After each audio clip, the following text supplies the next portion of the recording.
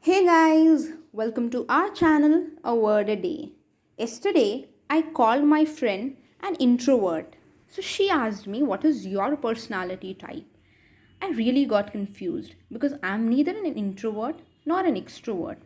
So I decided to make a video on it.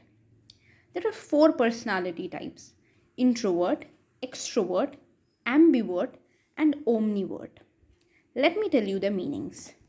Introvert means a typically reserved person and who enjoys to spend time alone. Extrovert is an outgoing and socially confident person. Ambivert is a person who has a balance of introvert and extrovert features in his personality.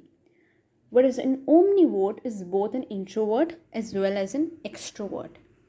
The confusion comes between ambivert and omnivert.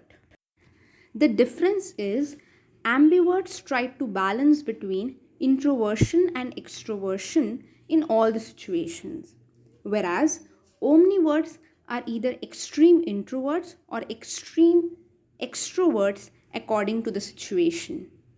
I think you have understood your personality type. Then share it with us in the comments below. Thank you so much for watching the video till the end.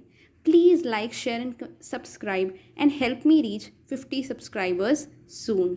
Thank you.